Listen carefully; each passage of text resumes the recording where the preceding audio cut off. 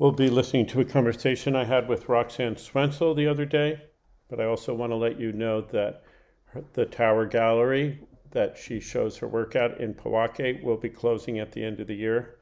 And there's an event that you're welcome to come to from 1 to 5 p.m. on Saturday, December 28th at the gallery. So stop by and say hello, and all her work will still be available. You can see a lot of it online at roxanneswentzell.net.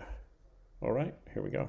Hi, you're listening to Coffee and Culture on Talk 1260 and 103.7 KTRC, streaming at santafe.com, and then podcast up wherever you get your podcasts. My name's Matthew Chase Daniel, and I'm up here at Flowering Tree Permaculture International Headquarters up at Santa Clara with Roxanne Swentzell, who's someone I met a few times and chatted with a few times, and always enjoyed talking to her, and always loved seeing her work over the years. And we're both about the same age and from different backgrounds, but I've always been happy that she's here in northern New Mexico doing what she does, which is art, sculpture, clay, permaculture, building, all sorts of activism and engagement with the world and raising family. And so thanks for having me over here. It's nice to be up here. Thank you, Matthew. I'm glad to be here today. We're going to talk about different things, but just before we started recording, we were talking about dealing with animals who are invading our human spaces that we think we should be able to defend.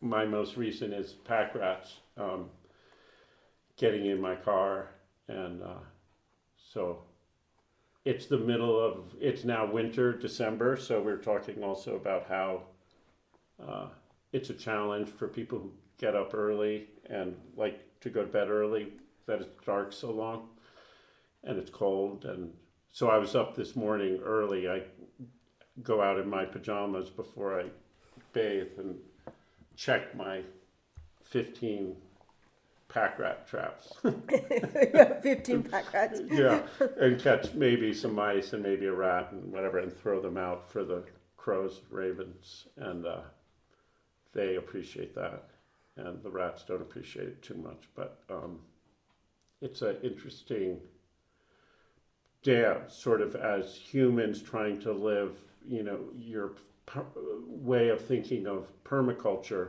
trying to live in balance with the natural world, and where do we assert our dominance and where do we move away. And so I've in this weird place as like a long-term vegetarian and peacenik sort of person to be out there like feeling a little bit of joy when I find that I've killed a rat. And that's sort of a foreign thing to me, and very interesting. So I just...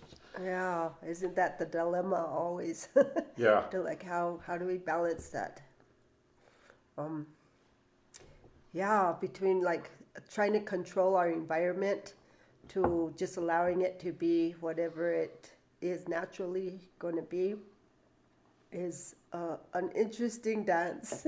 Yeah. And do we, like, what do we eat? What do we don't eat? What can they eat? What can't they eat? Yeah. Trying to play God in this scenario, and is that, how far do you want to take it? Yeah, I think there's a continuum, and every person has to find their place in it. I think so. Yeah. I have a compost pile for my food scraps, and I thought, well, if I got rid of the compost, I might have less of the rats and the ground squirrels and mice and all of that, which are eating the wiring. So maybe I should just take that to the landfill. And then I was like, but I don't want to do that. That's too far. So I'll keep the compost and then trap the rats. And I don't think anyone can live where they don't have control over the natural world, and no one can have absolute control.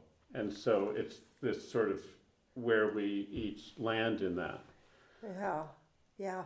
And you wrote a book, and for maybe a year, ate only traditional Pueblo foods. I did. I did the Pueblo food experiment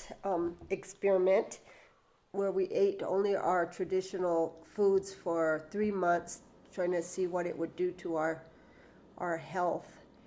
And got tested, and it was an incredible project that I'm still learning from, because once we proved that eating our traditional foods was actually really beneficial to us, then how do we really maintain that? How do we keep it going? And it's fascinating how, like any addiction, our modern society is very addictive, and Yeah. it's hard to step out of it and try something different, truly different. Right, like sugar. Like sugar. Yeah, was and our sugar, biggest I've thing. been addicted to, cigarettes, and I was able to stop smoking cigarettes because one day I could just not smoke cigarettes anymore.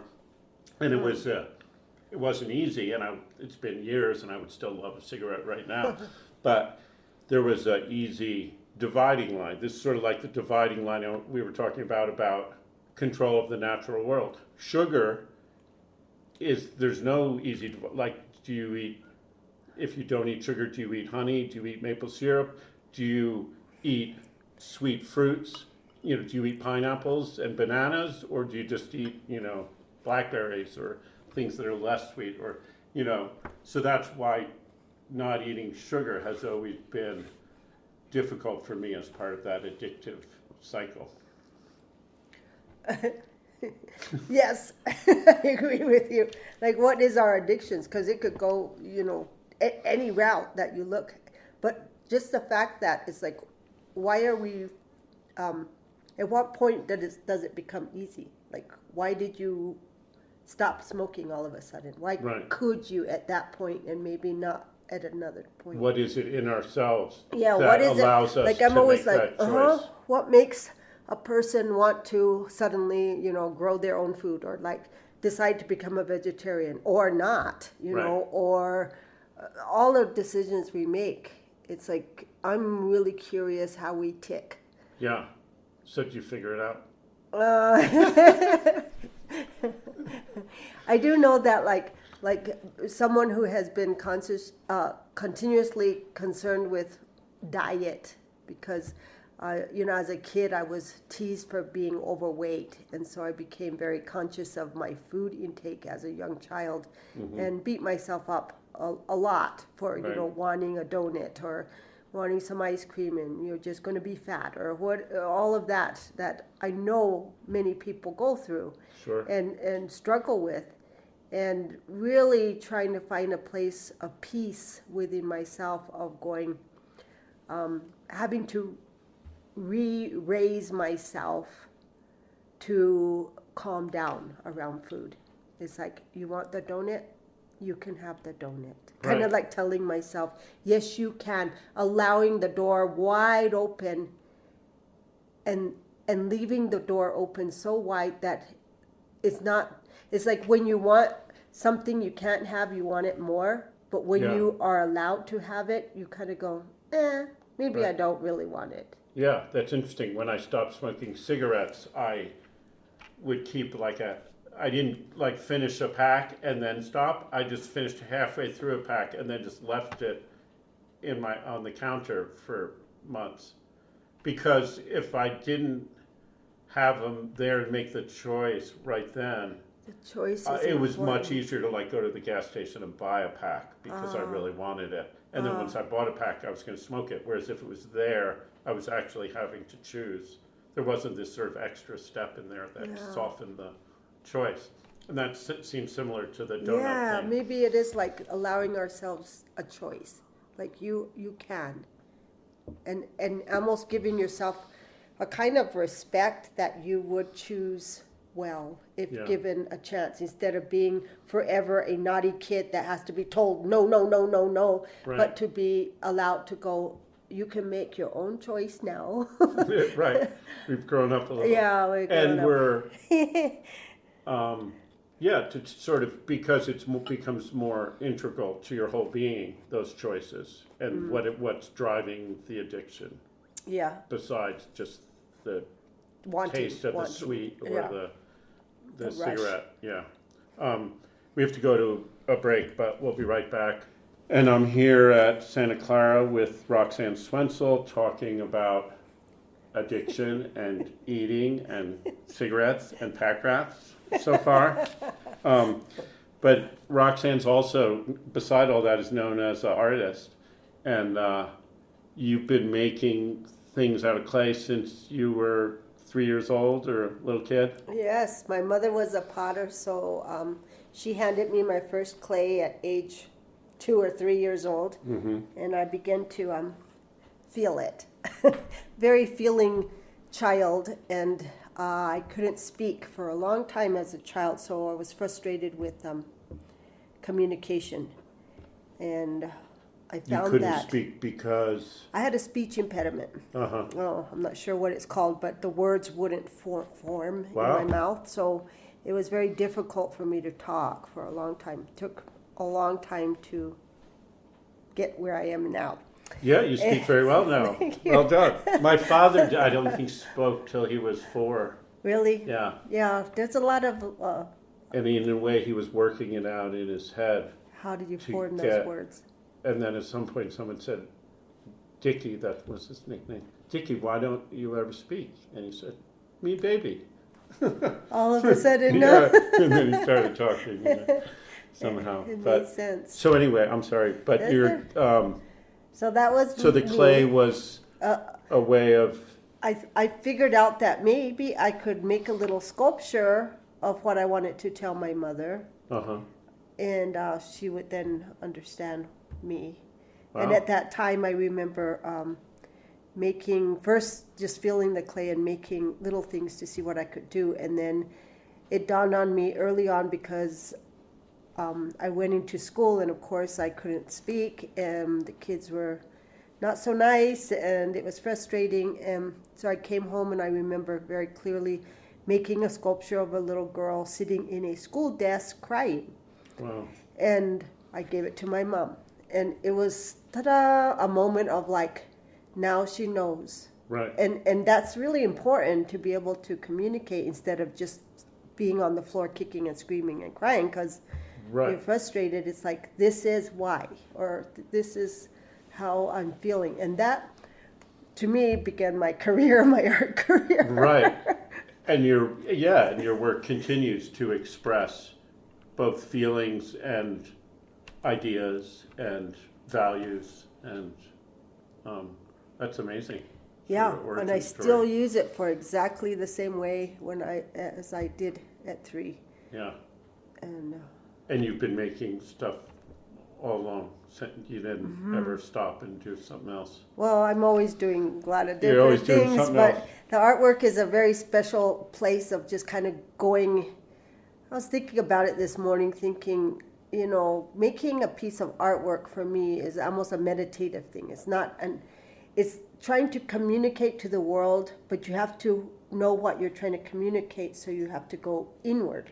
It's a kind of meditative or retrospection of your own self and what you're going through. And So you have to be in the right space in order to be able to make the work. yeah, because it takes a lot of effort to actually create a piece, and you want to be clear enough to have it last through the whole period of creating the piece.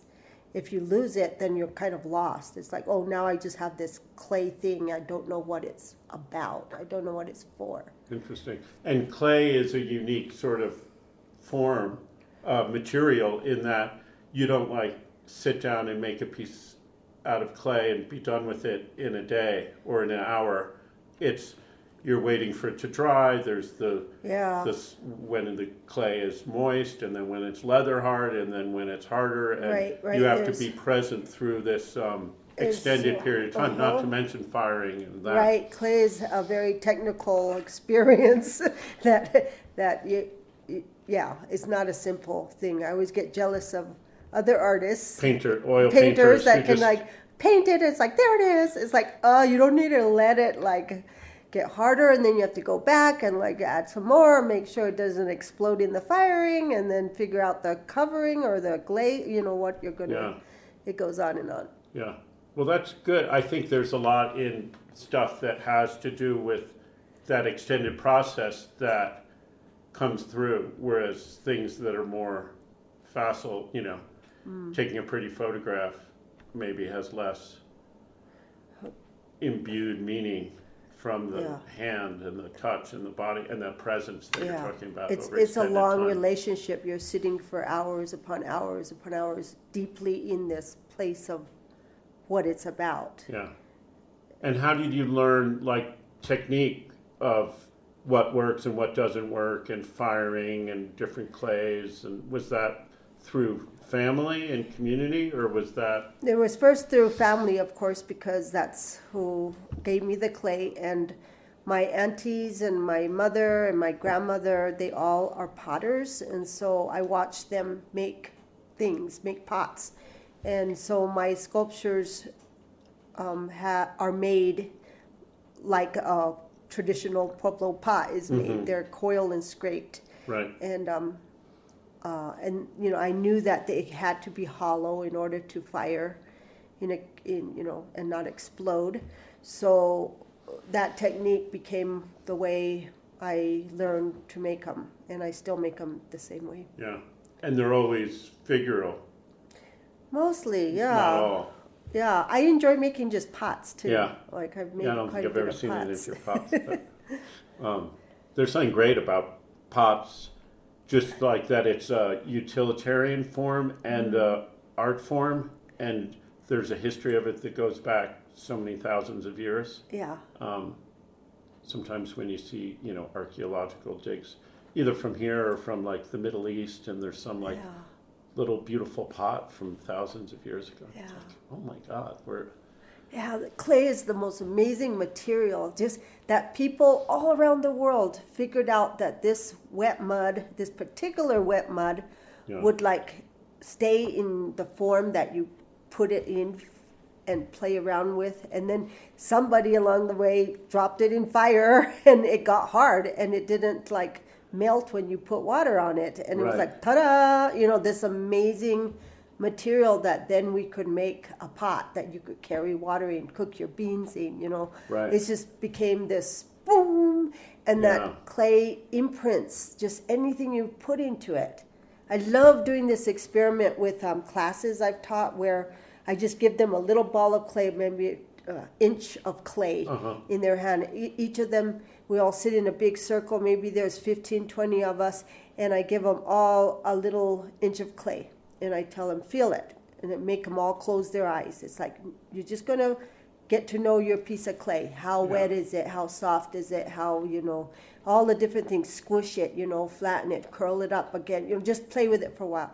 So they're like getting to know their little piece of clay. And then I say, okay, now make a little pinch pot bowl. So it's just a tiny piece of clay. So it could just be your thumb pushed into it. It could be that simple, or they could like form the walls more, or it could be a tiny bowl or a big wider bowl. It's all theirs. Right. It's all theirs to make, and their eyes are still closed, and they keep making this little pot. And then I say, okay, fill your pot very gently. Now hand your pot without opening your eyes to the person to your right. Mm-hmm. So everybody goes tunk and hands over their pot, and I tell them, now carefully fill that other person's pot. Don't change it in any way. Just very lightly touch it and feel it. Still all with eyes closed. All eyes closed. And it's amazing. People are like, oh, because it's so different.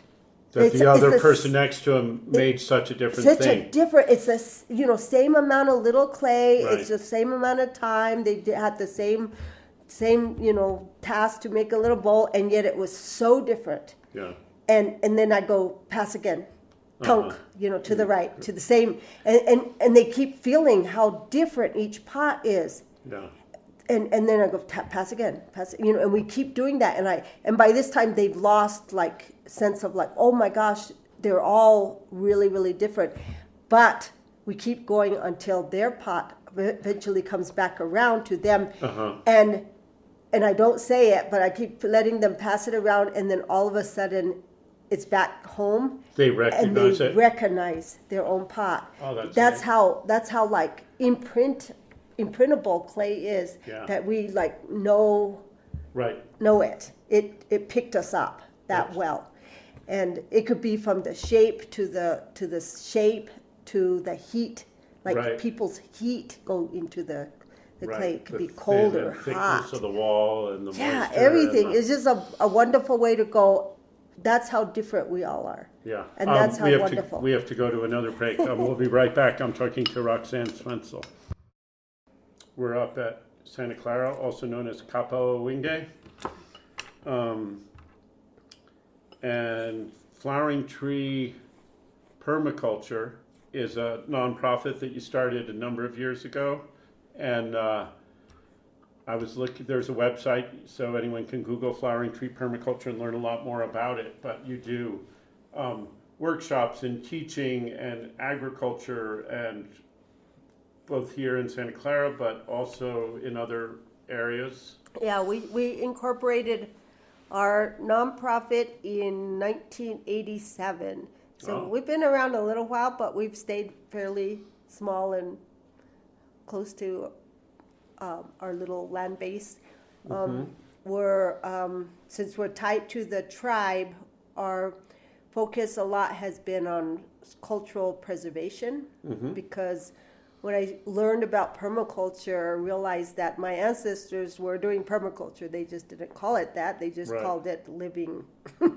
Right, because permaculture, the idea of permaculture is that you don't waste things, you don't put there's cycles of nature and of life. You live in harmony with your environment such that you both live well. Right. And the more you learn how to live in a good way with your environment, the more it takes care of you. So it's a benefit to everything flourishes. Right.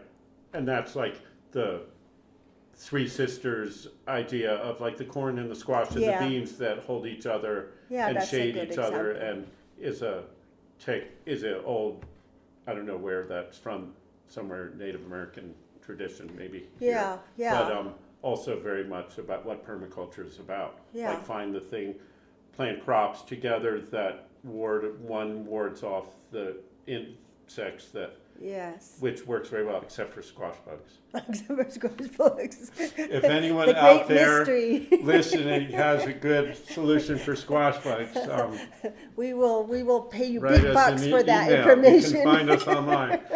We don't like them. The only thing I've done for squash bugs, other than give up growing squash, which I know is not the best solution, is to just check the undersides of the leaves and pinch off the little eggs and squish them between my fingers. Yeah, that's what I do, and I've tried all kinds of stuff. But I also have heard things like plant your squash later in the season, or plant it not in the same spot, or...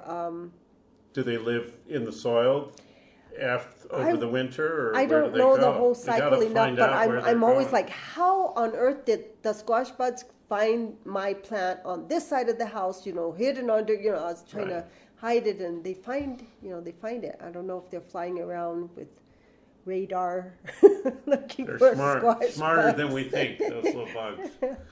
Yeah.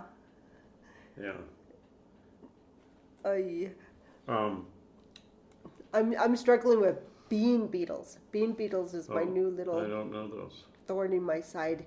I never had to deal with... I've grown a lot of beans, but the bean beetles found my field, and they can demolish the whole field of beans pretty fast. And eat the leaves. And the only thing I could do, too, is sit out there and squish them with my fingers. Right. I taught some of my turkeys how to go eat them, so I'd be sitting there squishing them, and they would be... eating them too, but I have to turn the plant upside down for them to see them. I see. And then the turkeys will. You need little miniature 2-inch tall turkeys. Yeah, that can go underneath.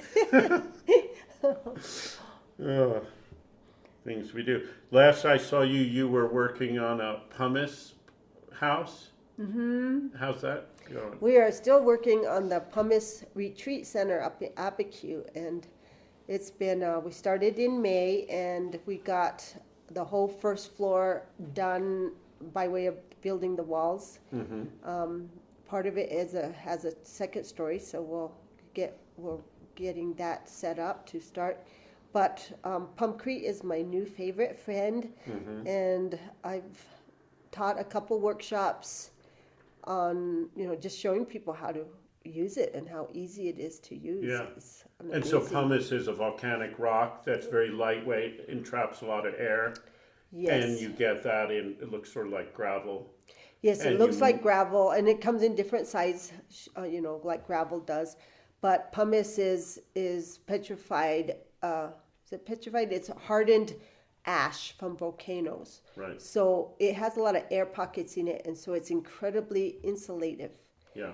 And we have a whole mountain of it here. Uh-huh. So there is a pumice mine, and so it's a local material. And you add some cement to it and water. Uh-huh. And so it's about 10 to 1. Pumice 10%, cement 1%. Mix it up. That's great. So that's it not a doesn't lot take, of cement. No. Because concrete is, like mortar is 3 to 1. Yeah. 3 sand and 1.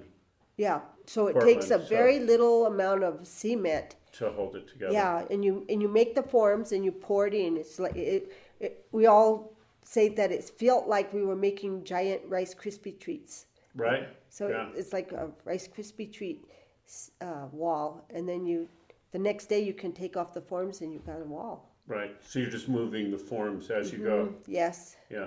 Nice. And then it's carvable afterwards. If you have to put in a plumbing line or electrical line, you can cut it back into it. Yeah. And it's lightweight, but it's also strong enough to be a supporting wall. Has a lot of strength.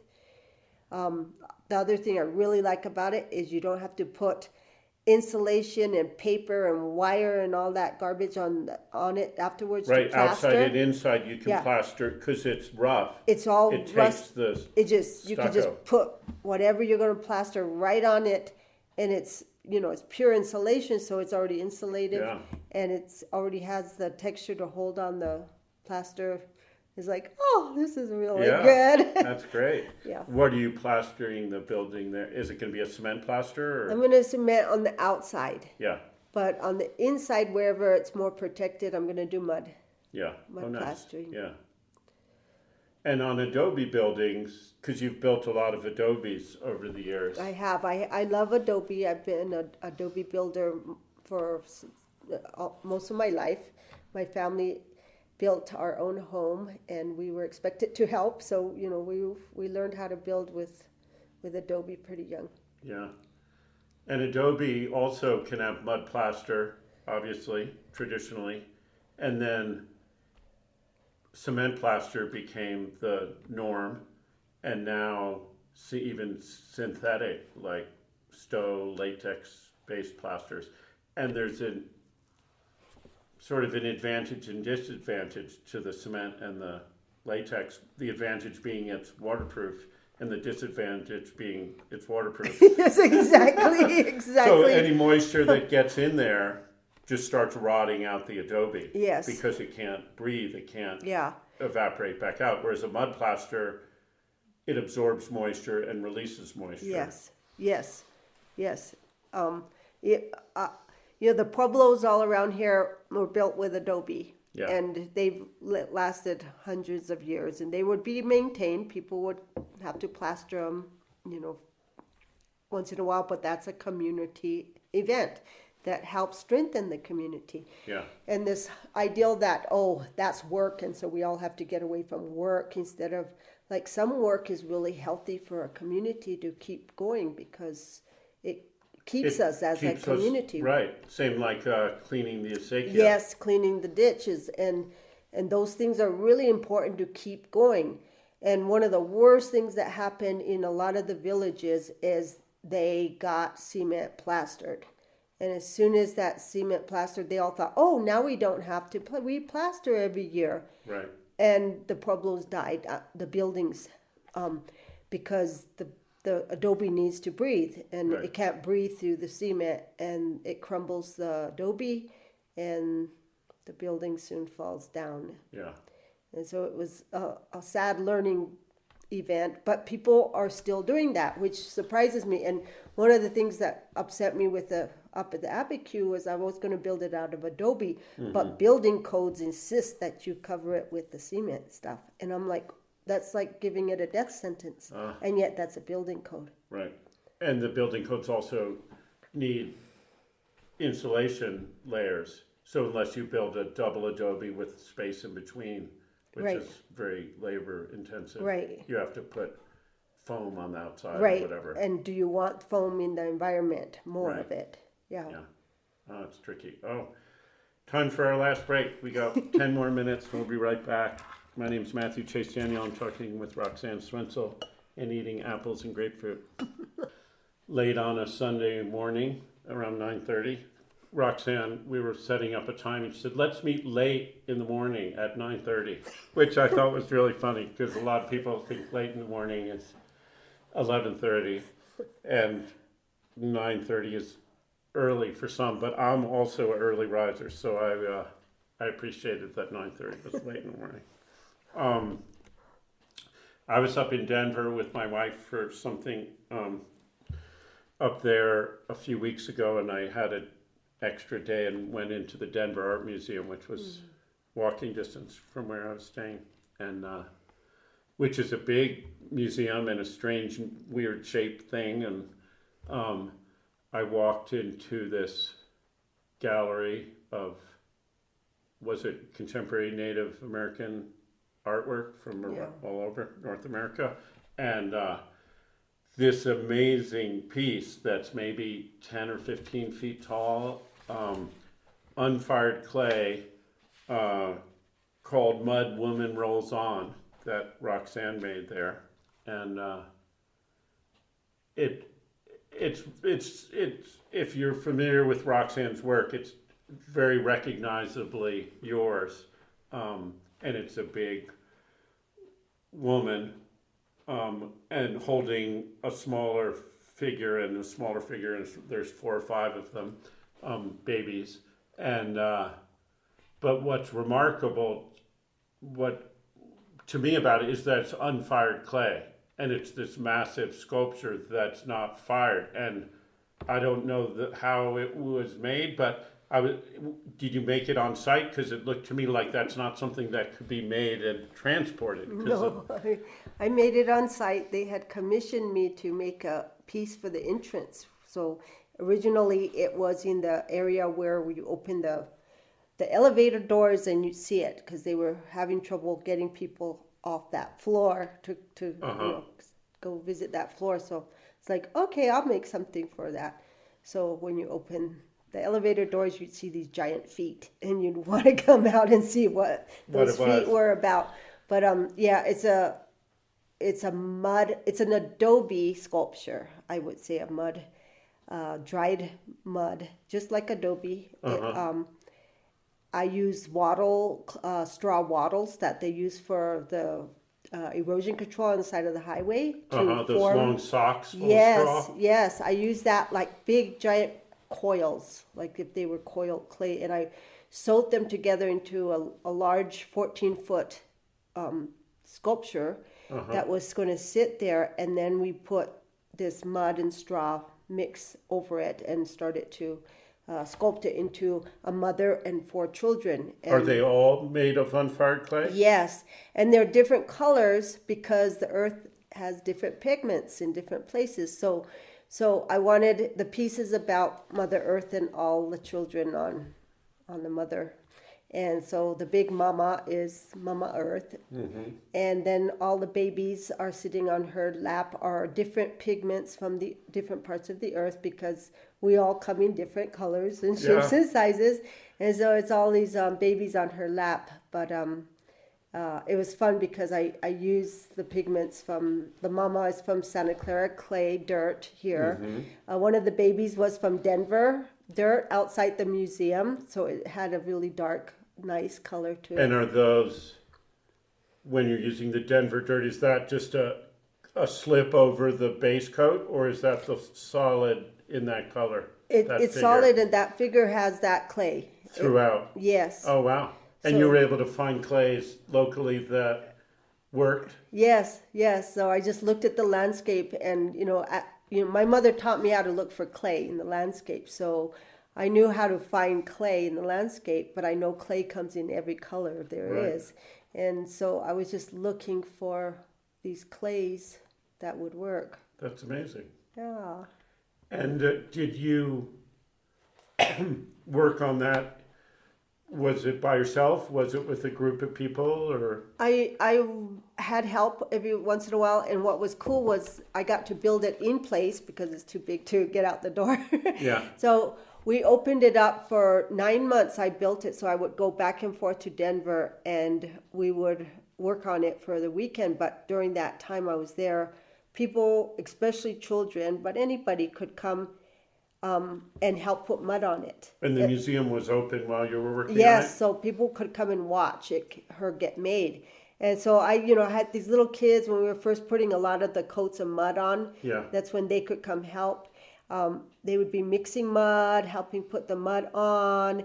And then, the next day they would come back dragging some other member of their family and point and say, look what I made.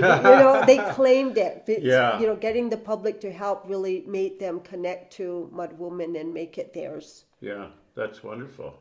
Yeah. It's such a powerful piece. I really love it. Thank you. There's something about, sort of in your life, living in both worlds of traditional Pueblo culture and in the, whatever we call the American capitalist culture.